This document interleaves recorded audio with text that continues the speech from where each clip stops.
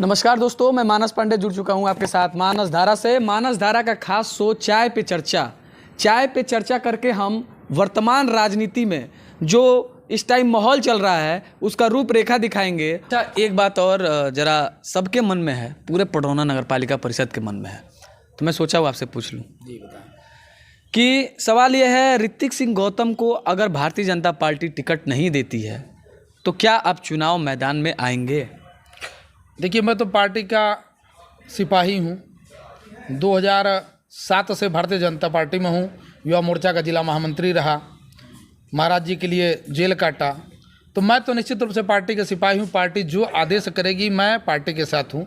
लेकिन हमारे जो समर्थक हैं, जो हमें प्रेम करते हैं, या जिनके बल पे, जिन युवाओं के बल पे मैं राजनीति करता हूँ, उन सबका कहना है कि पार्टी टिकट दे दी तो हर हाल में चुनाव हम लोग जीतेंगे, क्योंकि यहाँ की जनता चाहती है कि मैं चुनाव लड़ूं। अगर पार्टी टिकट हमें नहीं देती है तो उनका कहना है कि एक बार बैठ के हम मंथन करें। तो निश्चित रूप से अपने साथियों के साथ बैठ के मंथन करूंगा। छात्र संघ की उपज माने जाते हैं। छात्र संघ से अपने राजनीति का कैरियर स्टार्ट किया है 2005 से। उसके बाद भारतीय जनता पार्टी की युवा मोर्चा में भी रहे। कई पदों पर रहते रहते आज 2023 आ गया। 2005 का दौर था, अब ये 2023 का दौर है। तो क्या लगता है कि 2023 में पार्टी की क्या रूपरेखा होगी? युवाओं को लेके किस तरह के लोगों को टिकट का प्रत्याशी का घोषणा हो सकता है? वह 2005 का दौर हो या 2007 का दौर हो। 7 का इसलिए नाम ले रहा हूँ कि 2007 में महाराज जी, परम पूज्य योगी आदित्यनाथ महाराज जी की गिरफ्तारी हुई थी और उनकी गिरफ्तारी के विरुद्ध में पडरौना जल उठा था, जिसका नेतृत्व करते हुए 27 दिन मुझे भी जो है जेल यात्रा करना पड़ा था। चाहे वह दौर हो चाहे आज का दौर हो, हर दौर में जो संघर्ष किया है, जिसने जनता के लिए 2 कदम चला है, जो जनता जनार्दन के सामने 5 वर्ष नतमस्तक रहा है, ऐसे लोगों को ही टिकट मिलने चाहिए। चाय पे चर्चा का शुभारंभ हम कर रहे हैं वर्तमान युवा भाजपा नेता ऋतिक सिंह गौतम के साथ। बहुत बहुत धन्यवाद और पडरौना के समस्त सम्मानित जनता को मेरे तरफ से सादर प्रणाम। आपके चैनल के सारे दर्शकों को मेरा सादर प्रणाम। जो कि हमारा आज पहला शो है चाय पे चर्चा। पहले मेहमान आप हैं, तो गर्म चाय के चुस्की के साथ गर्म सवाल भी होगा। नहीं, ठीक है, बिल्कुल। आप जो है चौथे स्तंभ माने जाते हैं। आपका यह कर्तव्य है कि आप ठंडे और गर्म हर तरह के प्रश्न पूछें। चलिए पहले सवालों पे आते हैं। वर्तमान नगर पालिका परिवेश में जो आप देख रहे हैं विकास धारा की रूपरेखा, उसमें से अगर 10 में से नंबर देना चाहा जाए तो कितना नंबर देंगे? क्योंकि भारतीय जनता पार्टी की सरकार है और भारतीय जनता पार्टी का ही नगर पालिका अध्यक्ष पिछली बार चयनित हुए थे। तो ये नंबर देने का काम आप करें, हमें छोड़ दें।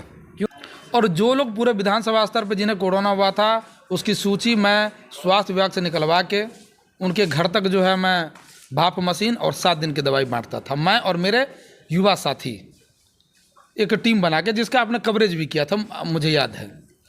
तो हमारे पास जो पैसे आ रहे हैं, हम तो 5 साल सामाजिक कार्यों में लगाते हैं। जो ठेकेदारी से,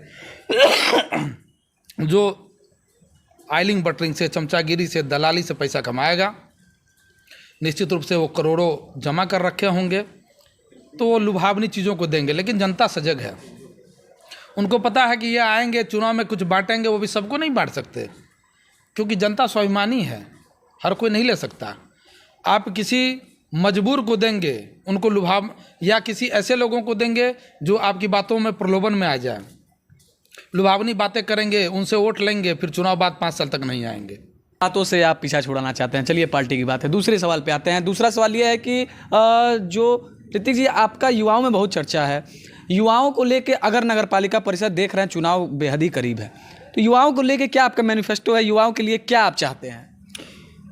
देखिए, सबसे ज़्यादा कुठाराघात पिछले कुछ वर्षों से युवाओं के साथ ही हुआ है। मैं नगर की बात कर रहा हूँ, आप इसे कहीं अन्य ना ले जा, क्योंकि युवाओं के दम पे ही अब राजनीति जो है लगभग होते हैं।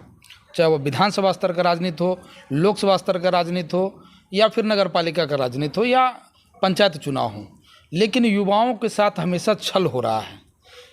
नगर की राजनीति की बात कर रहा हूँ। युवाओं को दिग्भ्रमित करके, किसी को नौकरी दिलवाने के नाम पे, किसी को काम दिलवाने के नाम पे, उनको अपने साथ रख के उनसे जिंदाबाद करवाए जाते हैं, और अंततः 5 वर्ष पूर्ण होने पर ठगा सा महसूस कर रहे हैं। अगर मैं नगर पालिका अध्यक्ष बनता हूँ तो पहले तो यह बता दूं कि ये आउटसोर्सिंग के नाम पे जो इस समय चर्चा का विषय बना हुआ है, इस व्यवस्था को मैं समाप्त कर दूंगा। हमारे यहाँ पे संगठन के बूथ के जो कार्यकर्ता हैं, हमारे जो यहाँ पे सेक्टर के कार्यकर्ता हैं, ऐसे कार्यकर्ताओं से मैं नाम लेके और ऐसे लोगों को चयनित करूंगा जो वास्तव में उसके हकदार हैं। वर्तमान परिवेश में एक तरफ जहाँ पे सारे प्रत्याशी, जनप्रतिनिधि नहीं कहूँगा, सारे प्रत्याशी जनता के बीच में जा रहे हैं, तरह तरह की लुभावनी चीज़ देकर उनको आकर्षित करना चाह रहे हैं। इस क्षेत्र में आप थोड़े पीछे रह गए। मैं पीछे रह जाऊंगा, उसका कारण है, एक बड़ा कारण है। जो वास्तव में राजनीतिक व्यक्ति है वो इस मामले में पीछे रह जाएगा, चाहे वह मैं रहूं, चाहे अन्य जो 24 आवर जनता की सेवा में है। उसका कारण क्या है, 5 वर्ष तक जो हम अर्न करते हैं उस पैसे को हम सामाजिक कामों में लगा देते हैं। चाहे मान लीजिए कि दुर्गा पूजा हो तो पंडाल की स्थापना हो तो वहाँ अपने तरफ से कुछ सहयोग राशि, चाहे किसी प्रकार के सांस्कृतिक कार्यक्रम हो, चाहे अभी इन सब चीज़ों को छोड़िए, सामाजिक कार्यों में आइए। जब कोरोना काल चल रहा था, प्रथम फेज में आपको ध्यान होगा, आप तो बहुत मजबूती के साथ जो है हर जगह कवर कर रहे थे।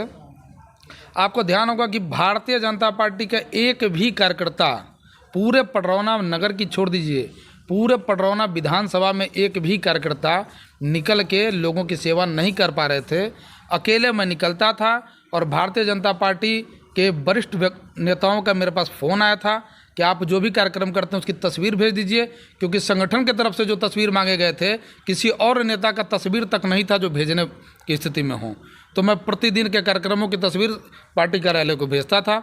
40 दिन तक लगातार हमने राशन वितरण किया था और 41वें दिन मैं स्वयं कोरोना से पीड़ित हो गया, लखनऊ एडमिट रहा 12-13 दिन। उसके पश्चात किसी प्रकार आप लोगों की दुआ से, यहाँ के लोगों की दुआ से मेरी जान बच पाई। तो जो लगातार सेवा करेगा, वो पैसे जिससे मैं राशन बांट रहा था, मैं किसी धनपति का पुत्र हूँ नहीं, एक साधारण परिवार में हमारा जन्म हुआ, फिर भी मैं अपनी क्षमता भर लोगों की मदद करने के प्रयास करता हूँ।